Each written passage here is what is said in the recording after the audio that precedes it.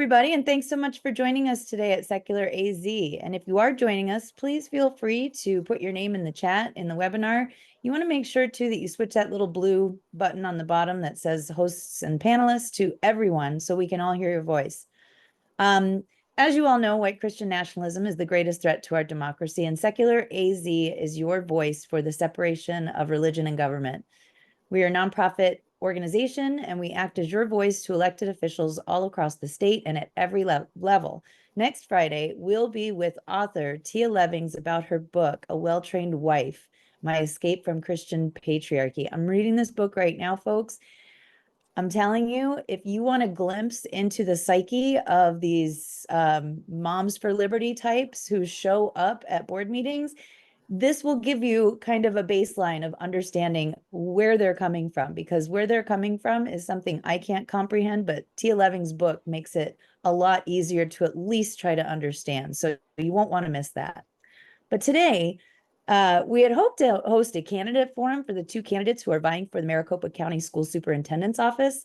We sent emails to both campaigns, and the GOP candidate, Shelley Boggs, responded that she was unable to attend. But Dr. Laura Metcalf, the Democratic nominee, responded in the affirmative. So today, we'll be learning more about this office and the duties of the superintendent.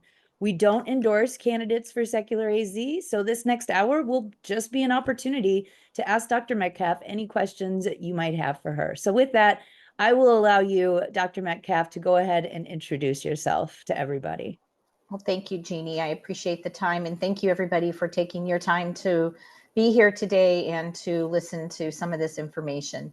So I'm Dr. Laura Metcalf, and I'm a candidate running for the Maricopa County School Superintendent's office. And just a little bit about my background. I've been in education for about 30 years.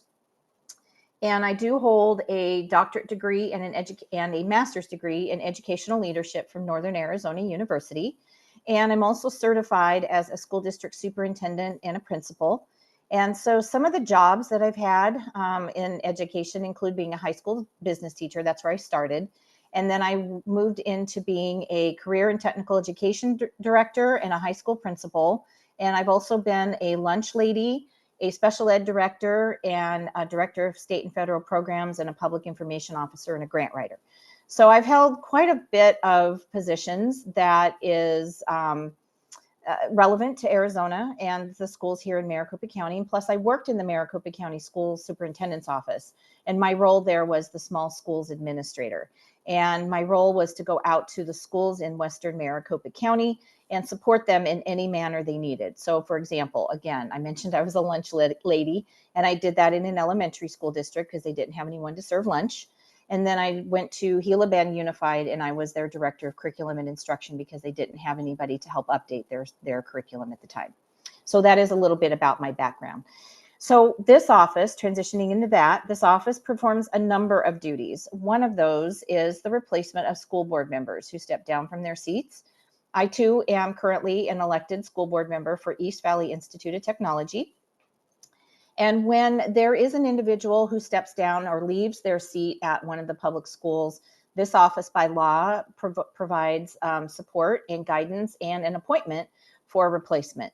And there are two ways that this can be done. Number one, the school district or the school superintendent, the county school superintendent, can make that decision on their own, or the school superintendent can work with the school district, where the school district posts and recruits and interviews and selects three selections or three top choices and sends those three names over to the county schools office for the superintendent to review, interview, and select.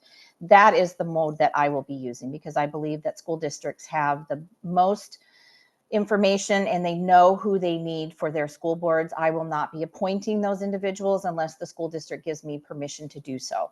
Otherwise, it will be the school district who will be leading that opportunity. So that is one of the options that this office, or one of the functions, I should say, of this office. Another function is it processes all the payroll for school districts. It supports homeschool support. It does not take ESA school vouchers. It basically provides information as a clearinghouse of information for homeschool families.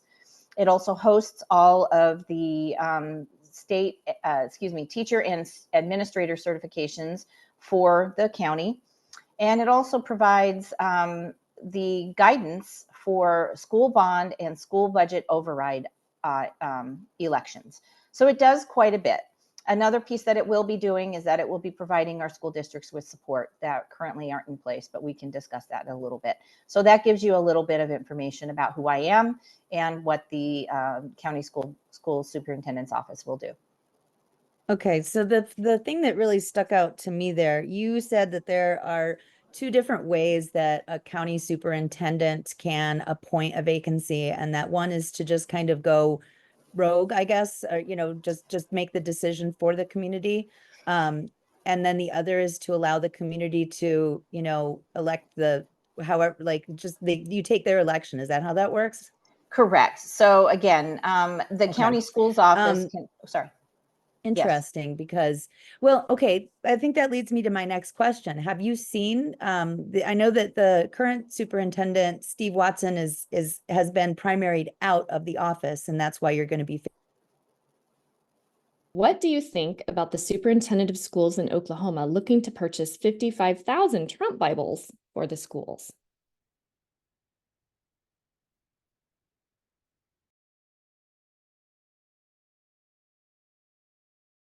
Sorry, you're muted. Can you unmute? I'm having a lot of technical difficulties right now. There we go. There Okay. it is. Thank you. Okay, you're welcome. I don't believe that a state should be purchasing Trump Bibles for any public school district. That is not what the role of public school is. The role of public school is to educate and provide an educated electorate and prepare students for workforce development. So a Bible is a personal choice, and it just does not have a choice or does not have a place in the public school system. So at this point in time, if a child wants to carry a Bible and read it on their lunch break or in between classes, that is their own choice. It is not the responsibility of the school district or the government in any format to purchase a Bible for any school classroom at all. Definitely. And one question that you probably almost completely answered just then, but I know that our people watching today would like to know is, what role do you think, if any, religion should play in public schools, public school curriculum? It probably shouldn't provide any kind of role in public education. There are times and locations and topics for religion to be a topic of understanding, perhaps a historical foundation, perhaps some information on context, so that way the student can understand a chat or a topic that's being taught by a teacher. But as far as direct religious instruction, it has no place in public school. And I'm so sorry, my internet went out, and then I was madly scrambling to try a hotspot, and then that wouldn't work, and then it just got restored. So my apologies. And I hope that I don't repeat any questions, but it sounded like you were talking about the role of religion in schools, which I know is Correct. important. Yeah, we did. And we talked about the Bible purchase of the Trump Bibles in Oklahoma, the attempted Trump Bible purchase too. So that's what we got, Jeannie. The grift that keeps on grifting, all right. Well, let me see. What I was going to try to ask you is, I wanted to hear about the track record, because you mentioned how you can choose to appoint somebody in two different ways. So what is your opinion? And I know that the current superintendent is on his way out. He lost his primary to Shelley Boggs. What was his process for appointments, and was it a good fit for the communities in which these board members were appointed? So to kind of back that up, his process was to allow the school district to post an opening on their website, which is perfectly acceptable, and also to post that opening on the county school superintendent's website. And what would happen is it depended on the district, but it worked in two different ways. The incumbent would completely recruit and interview every single person who applied through either the school district or off of the website, the county school's website. And then he would make one selection and send that individual over to the school district. Sometimes he didn't tell them who it was, other times he did. Sometimes it was a hasty decision. Sometimes it took a long time. Under state law, the county superintendent only has 30 days from which to recruit, select, and appoint, or have an appointed position filled. And sometimes Mr. Watson would take upwards of 3 months to 6 months, depending on his schedule, I guess. I really don't know the reasons behind that.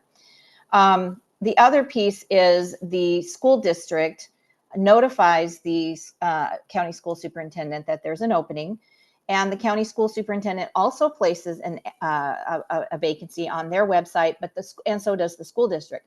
But the school district, under state law, will recruit, interview, and select the top 3 candidates. And sometimes Mr. Watson has taken those top 3 candidates, but then selected somebody else who weren't those top 3 candidates and sent someone over to replace school district school board openings. So it really kind of depended on what his philosophies were, or what he thought that replacement was entailed of. I don't know. But at this point in time, my version will be that the school district will be the lead on this, and they will submit their 3 top choices, and I will select one of those 3 choices. If the school district wants support and wants to have help with interviewing and putting together community meetings and of that, this office will stand behind them and be ready to do that upon their request. But we will not be leading that, and I will honor those selections that they have given and choose the top 3. Now, I will say, if there's a question about one of those 3 candidates, perhaps they didn't pass a background check. Perhaps they are supportive of a far-right agenda. Perhaps they are not willing to go to board meetings on a regular basis. Whatever that ends up being, then that will be a conversation that this office will have with the school district, and then we will either start the process over again, or they will send, the district will send over another 3 selections. So in the event there is an issue with 3 candidates, then we will cross that bridge when it comes to it. Okay. There's a question here from Philip. He's asking, what do you feel is the greatest challenge? Sorry, hold on. What do you feel is the greatest challenge facing public schools in Maricopa County, and what can and would you do as the superintendent to address this challenge?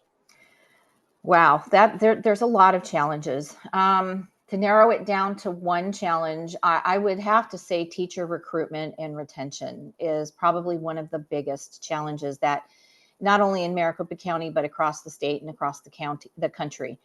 To work with the Department of Education on recruitment is one opportunity I'm looking to work with. There's also an organization called ESI that does teacher recruitment. They have a large pool of retired teachers, administrators, individuals who are wanting to just get into education as substitute teachers. And a lot of the school districts don't use that entity for recruitment. The Yavapai County Schools Office does. And it has been very fruitful for that county to be able to find replacements for teachers. Also, the bottom line is we need to pay our teachers more. And we also need to be able to reduce the level of work that our teachers have. As a teacher, my plate was awfully full. And if you're taking 30 students or 40 students in 5 or 6 classes a day, that's a lot of students to try to teach and try to help them improve and learn. And on top of that, sometimes you have curriculum meetings, then you have lunch duty, then you have bus duty, and you have a number of other responsibilities that really shouldn't be in place when you need to be able to teach. So being able to fully fund our schools and be able to put paraprofessionals and other staff that can take some of those duties off of our teachers' plates so they can focus on their teaching load and be able to help those students is also important. I can assure you that if you sat in an interview and you told a teacher they were going to get a raise and that their workload would diminish because there's qualified staff to help them, they would be more interested in staying, the burnout would go down, and there would probably be an interest in people joining that industry. Mm-hmm. It sounds to me like the county superintendent's office, and actually I want to talk about that more too. Let's talk about that first. Because you mentioned how the county superintendent's office can can offer support when it comes to going after bonds and overrides. What does that support look like that comes from the superintendent's office at the county level? So right now, the way it works is the county schools office contracts with the Maricopa County Recorder's Office to put together the bond election ballots, mails them out. They tally them. They count that as a passing election or not, or decision or not. And the county schools office makes sure that the level of debt and the level of income and the timing of that bond election is in place. So it technically starts with the business office, the administration, and the school board at the school district level. If a school district wants to go out for such a bond or an override, they have to look at some of those figures to make sure that their debt level is not too high and that their income is meeting specific needs. And they also have to determine their specific needs, such as increased teacher pay, repair or improvement of buildings and grounds and such of that nature. So once all of that is determined, the board will approve that, and then that information will come to the county schools office, where it'll be reviewed by the finance department to ensure that everything is in place. And then the county schools office will then begin putting together the packet or the information piece that goes out to voters to be able to make a decision and understand why this is taking place. And then that will then be worked through with the community to be able, and the county recorder's office to be able to mail those ballots out and be able to collect and get that that bond or budget override passed or not. That's a simple explanation for it.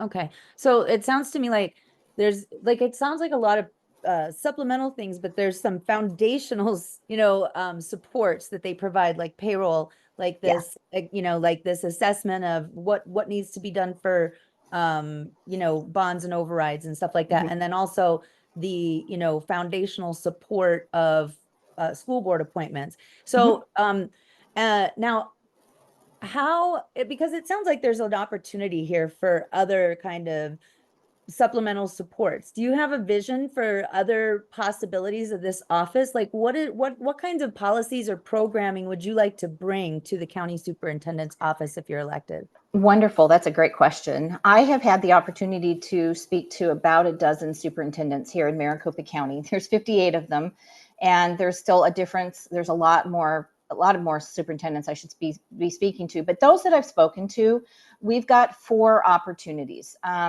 The first one is to be able to provide curriculum guidance and support. We can't make the decision, but we can guide smaller schools to be able to collect or find curriculum that meets their needs. Schools such as the Arizona School for the Deaf and Blind, schools that are on tribal lands, schools that are overlooked and smaller school districts, not necessarily private school districts or schools, but charter schools and very small districts like maybe Wilson Elementary School District, organizations that are they just don't have the people for it. The schools that are in the western portion of Maricopa County is in the role that I served. So those would be some types of school districts that have requested that. The other piece that Wait, hold on real quick. Are you saying that currently doesn't exist now? There's no like clearinghouse of curriculum or anything in the county superintendent's office? There is nothing like that at this time, no. Huh. Okay, I remember there used to be a lot of professional development for teachers.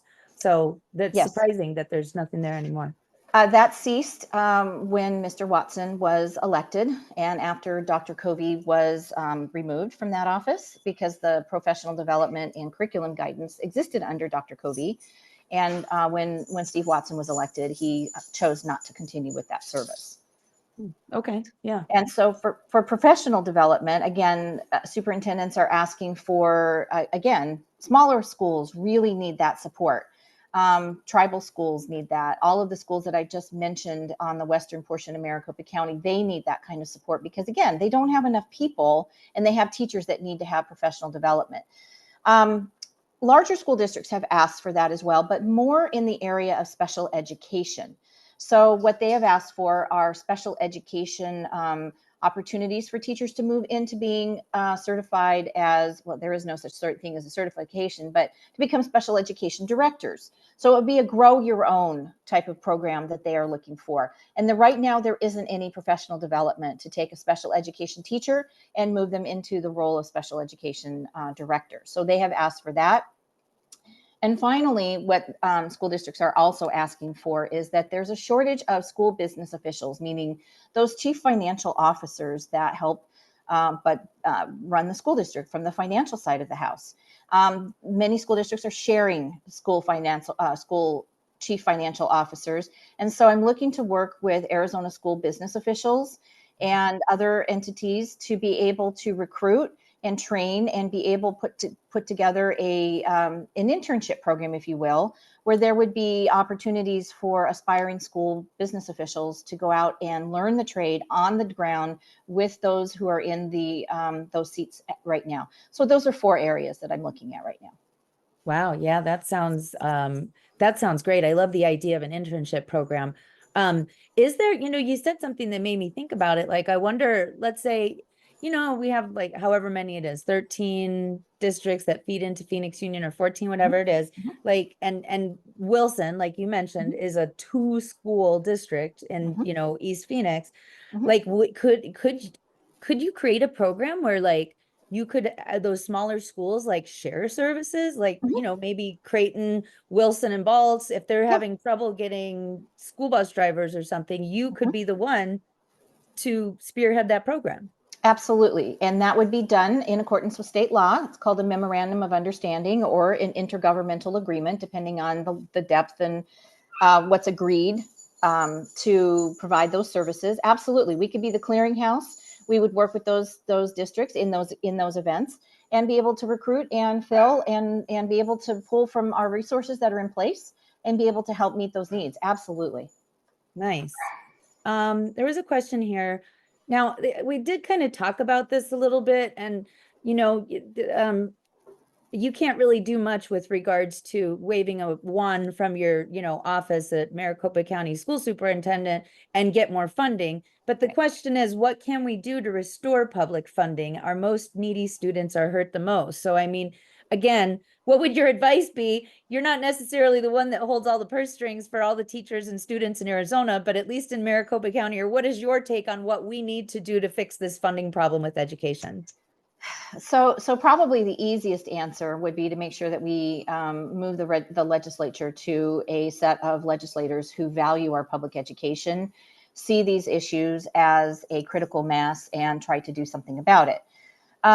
More indirectly, this office will participate in an organization called the County School Superintendents Association. That's a mouthful. Sorry about that. And that is where all of the 15 or 13 rather county school superintendents pull together, and they put together a list of legislation that they would like to push through. Number 1 has always been increased teacher salaries, and number 2, different funding structures to make sure that our public schools aren't left behind, big and small. And again, that can be different issues every year, but full funding would be placed in accordance with the state school funding structure to be able to maybe fund different line items that would make it a little bit more profitable, and be able to not profitable, but to have students and school district administrators have the opportunity to have more flexibility.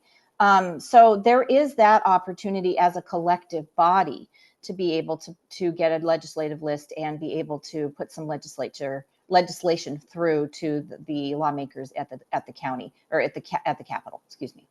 Okay. Let's see. Here's one coming from Jay. He says, I was told by a few ex-public school teachers that there is not a public school teacher shortage in Arizona. They said that there are as many as 20,000 teachers. I think the number's now almost up to 50,000 teachers that would come back to the classroom if teaching pay was properly adjusted. Do you agree that we would see an influx of teachers coming back if suddenly they had more pay? I think that there's relevance to that statement. Yes, I do believe that there are teachers who want to return to their classrooms, but they can't make a living in it the way it's being paid out right now. So yes, I fully believe that teachers probably would come back to the classroom and make that that shortage not so bad if they were making a wage that they could, live in. Many people I've had conversations, they've said, I can't continue to live like this. I've got loans, I have a mortgage, and I can't pay them. And I have to go, and it's not an easy decision, but I have to eat. I have to feed my family. I have to pay for bills. And I love my kids and I love my school, and I can't stay here. And so, yes, those economic decisions are made. And I think it would be very helpful to bring some of those teachers back with a bump in pay. That would be significant. Yes.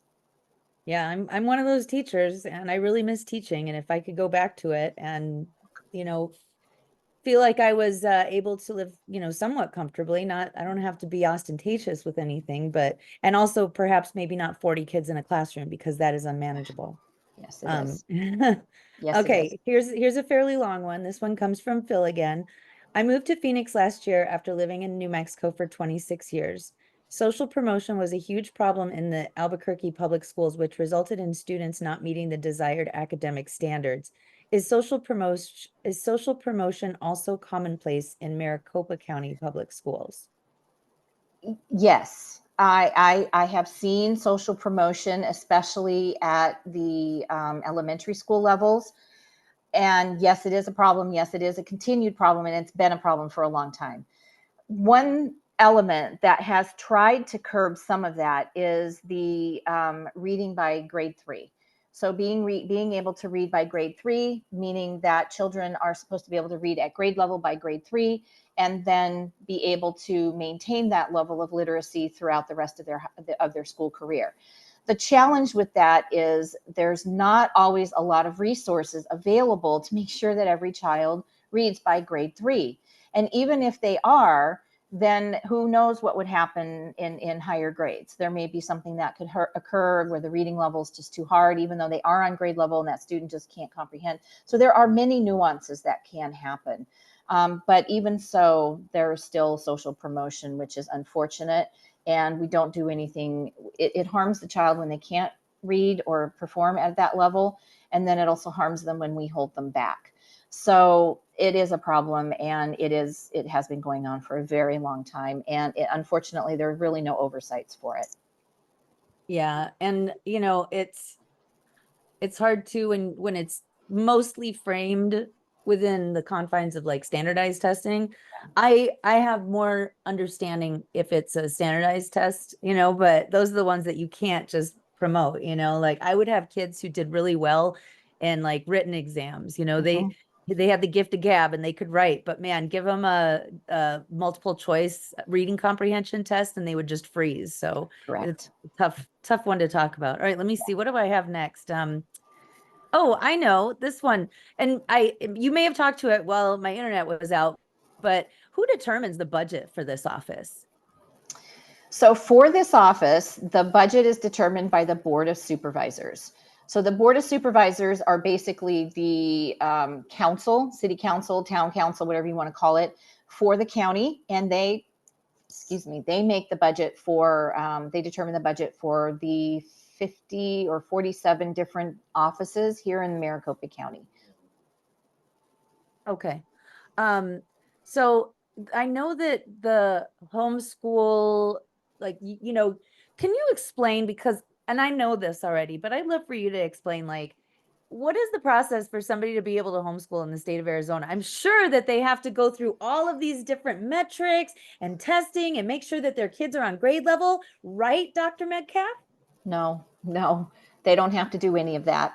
All they have to do is disenroll their students from school, show that has been the case, bring that documentation to the county schools office where we house that, and then the parents can take that and move forward with whatever level of education they choose for their child. That's all there is. So what, because, I watch a lot of documentaries, I read a lot of books. I'm reading this book right now. And thankfully this author was not homeschooled like the last book I read, but when they're homeschooled, in some cases, parents don't always have their child's best interests at heart.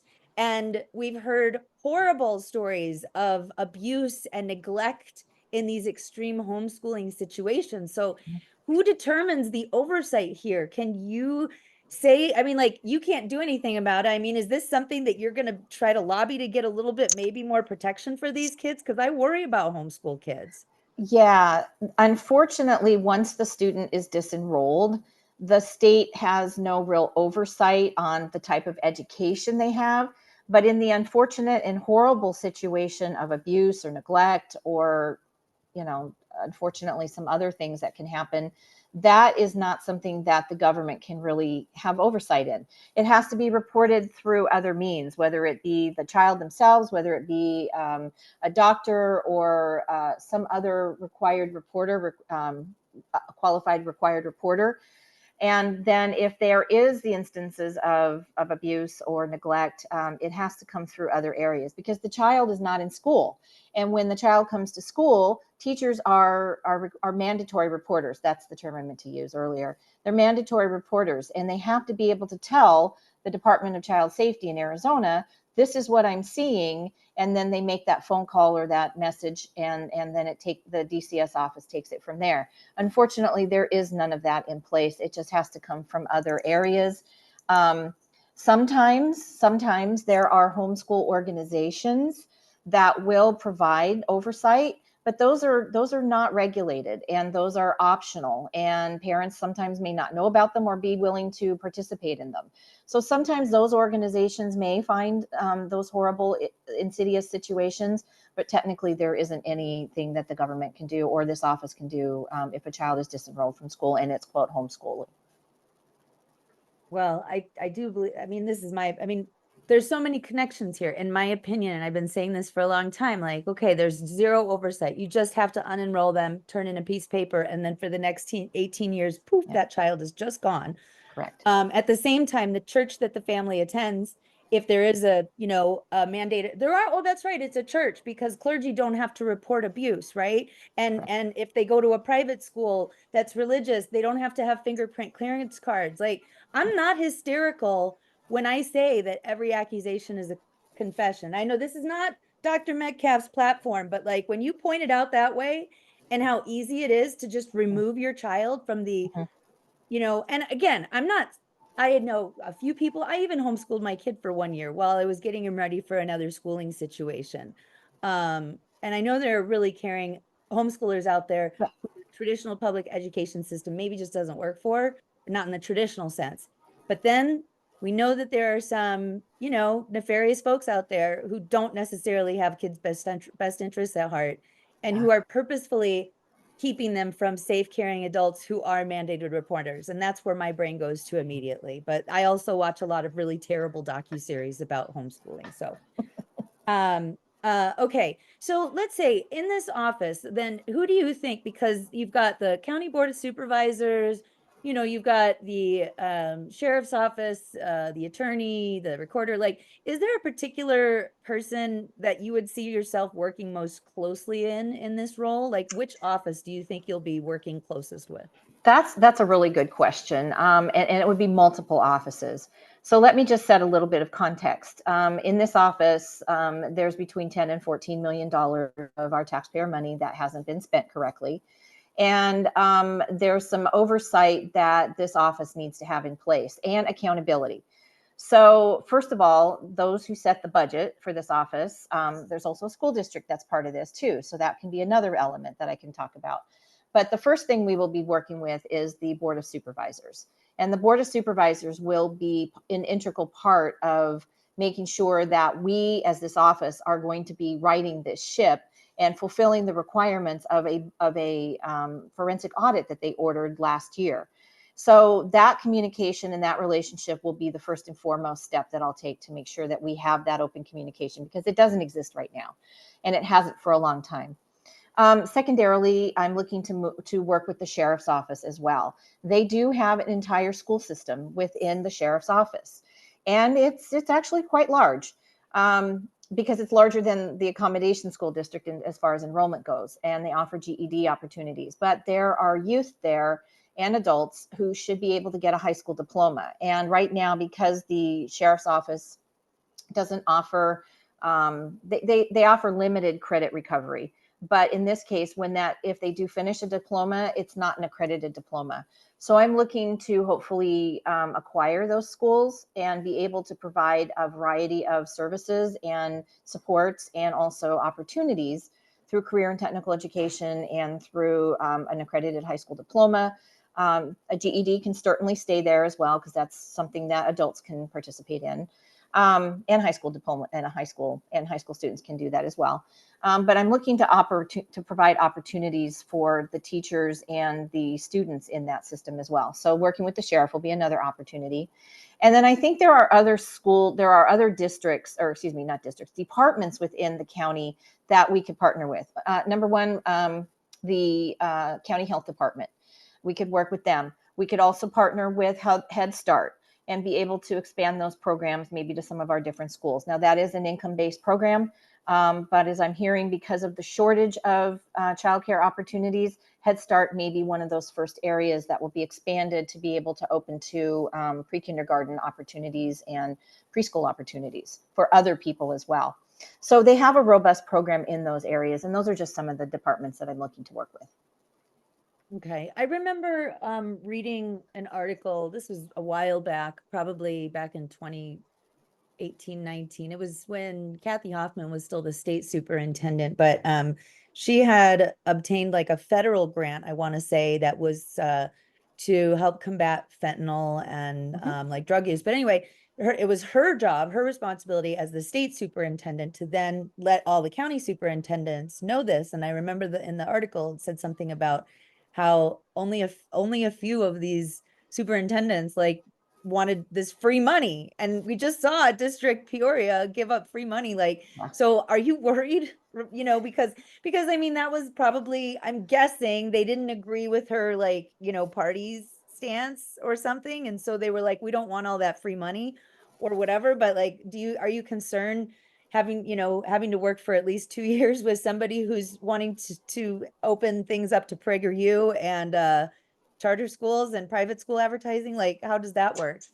So to answer your question about taking on free money for a wonderful purpose or a suitable purpose, would have to look at the level of responsibility and issues that go with it. So the accountability, the elements that are required for reporting and being able to make that work, and having people in place in the office to be able to meet that. I think that would be the first consideration.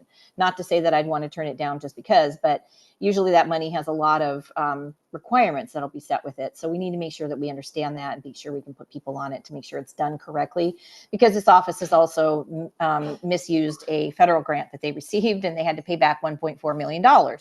So we just need to make sure we can fulfill those requirements of every grant. Secondly, I probably wouldn't feel too comfortable working with Tom Horn. That office is in disarray, and to be caught up in something that would trickle down and poison or infiltrate, or whatever you want to call it, be negative against the county schools office in Maricopa County right now, I would think twice about that. It would have to be a very structured, very clear, definitely understandable organization situation in order for my office to want to go in and partner with Tom Horn. It's just going to have to be situational. Yeah, again, he's not really made, in my opinion, the best decision. The PragerU one was really, really terrible. Right. Is there anything that you can do in your role to combat the out of control vouchers? We just learned that there's $260 million that's just, I guess, earning interest for all these wealthy families for college funds, vacation funds. Is there anything you can do in your role? So directly, no. But again, as I mentioned, the county, the superintendents have an association, and they put a list together of legislation that can be put out to the legislature for consideration. As I would be participating in that, there are also opportunities as an elected official to work with other elected officials at the legislature to put forth legislation to do something about that. Currently, a couple of my ideas. Number one is that the ESAs would need to be, they need accountability. This is just, it's just horrible the way this is going. So accountability could include, but it doesn't necessarily mean that it will, is if you take that money, fine, you have 90 days from receipt to spend that money. You have a list of approved areas to spend it on that have to be approved by the board of the state school board, at Board of Education. And on top of that, those vouchers will be taxed as income, and hopefully at 30% or higher. And the reason for that is because that is free money. Now, if you are a college student and you get a Pell Grant, certain cases, as I understand it, I could be wrong, and if somebody out there wants to fact check that, please do. Pell Grants and other forms of financial aid at the post-secondary level are considered income. And then when you go and you pay your taxes, that sits there as unearned income. And so why shouldn't families who are taking this tax money pay income tax on that? So then we take that line item, if it's whatever percentage it ends up being or whatever portion, and it's going to go into a line item where it will be used for teacher raises. That is one area that I'm looking at. Or the program itself is so what can I say? It has to be oversight at a different level, and I don't believe the Board of Education, nor does the Department of Education, have the opportunity or the staffing to oversee it. So I believe that there needs to even be an entire department or some kind of division that will be strictly oversight and accountability and reporting for the use of ESA school funding. But I believe that if they are taxed and they have 90 days to spend it, and they have certain items that have to be spent, it has to be spent on, meaning it can't be housed in a bank, it can't be held for that, those reasons, then I believe that we will have a severe oversight level to that, and those ESAs won't be as attractive. Yeah, I sure hope so, because I mean, the dam is breaking already, and it's evident to anybody who is still involved in public education. Let me get back to my questions real quick. So I heard a story. Is it true that your opponent sent an AR-15 to the former president? It's my understanding that's what she did. There's a picture of her with it, and she has mentioned that was a gift to him. Interesting. What is your stance on arming teachers, Dr. Metcalf? Teachers don't need to be armed. No, teachers have a lot to do as it is anyway, and teachers don't need to be carrying guns and playing police officer. We need to have, we do need to have security for our schools. There's no question about that. My solution for that, or my recommendation for that, again, would be a line item for schools to be able to purchase a suite or a selection of security items or security parts or programs for their schools, and then be able to purchase what's best for them. So the schools make that decision, not me, not the legislature. Some schools don't need school resource officers. Some just need security. For the accommodation school district, a school resource officer would not work well. However, security in general through technology and other means would be just fine. It's a small school. A school with 3,900 students may need 2 or 3 school resource officers if that community wants it, and technology. So I believe that schools need to have the line item in their budgets funded through the legislature to be able to make the choices of what types of security is best for them. And guns on teachers isn't the way to go. Right. Gosh, I just had a question and it completely left me. It was something about SROs. It'll hopefully come back to me. You had talked earlier about the accommodation district, like and I think that was recently in the news too, maybe, like there was some mismanagement of funds or something like that. So for the folks who don't understand what the accommodation district is, and I think you may have mentioned it, but just like to lay it out, how many students is that? What qualifies those students for being part of that? Sure. So the accommodation district is a school district that the county schools offices oversee, and the county superintendent is, quote, the board for that school district. It's a one-person board, which I'll talk about in just a moment. But the accommodation district is basically a countywide district that fills in where regular public schools cannot. So for example, if a child is detained and they are in, or he or she is in detention education or is in detention, the county schools accommodation district will provide education for those children who are detained. The other element of this office is that it can provide schools that are more specific for kids that maybe are in foster youth, or they're foster youth, or they are court involved, or they have been expelled. And so it basically kind of fills in where regular public schools cannot or do not wish to fill in.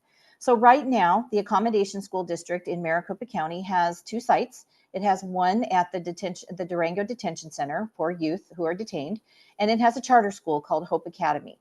And it's a high school, and they offer 7th through 12th grade right now.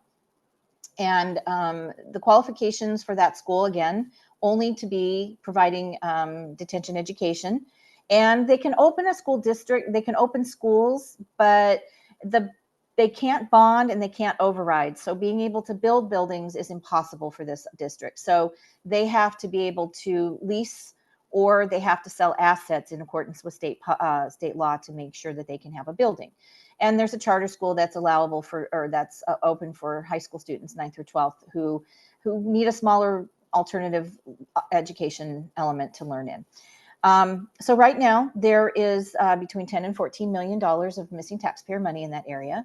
And the incumbent that was identified in a forensic audit ordered by the Board of Supervisors.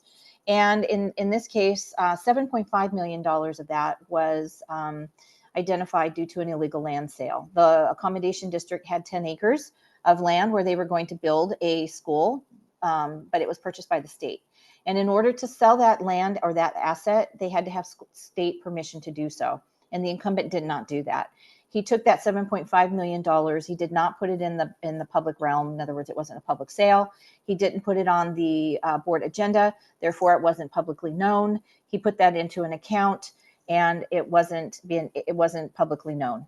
And so right now where we're at is we have that type of debt. And there's some other things that have happened over the course of the last 4 or 5 years that have added to that level of debt.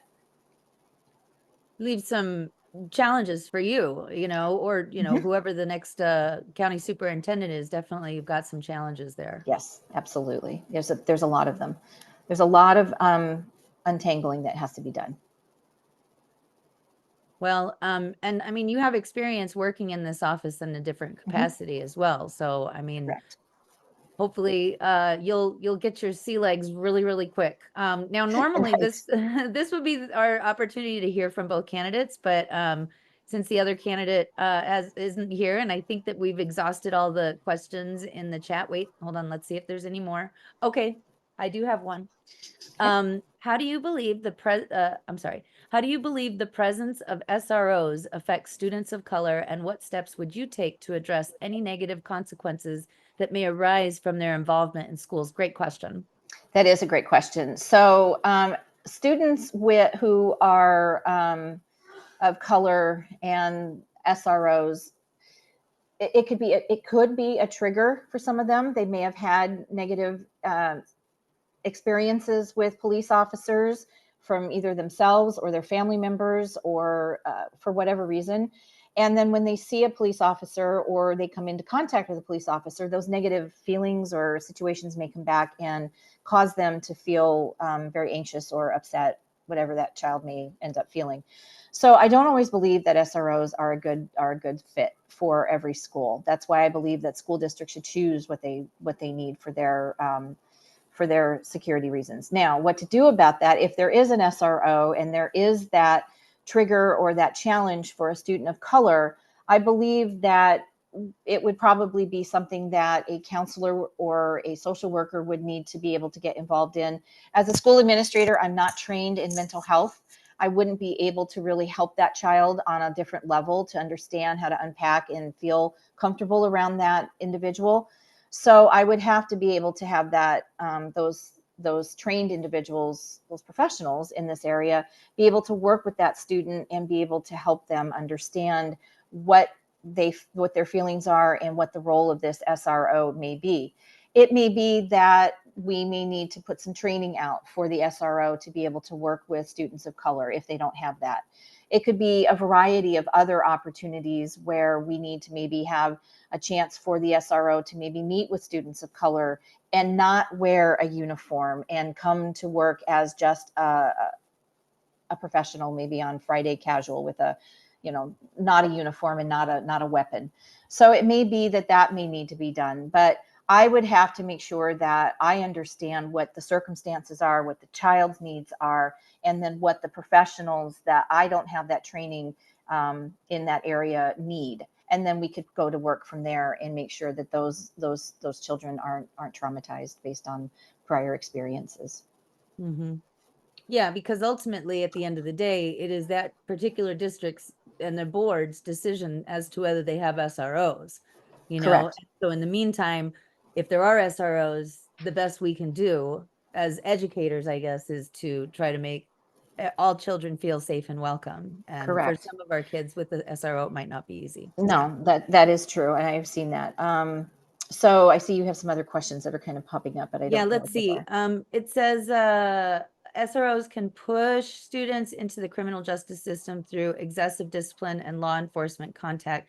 Do you believe that money should go towards counselors, social workers, nurses, and psychologists instead?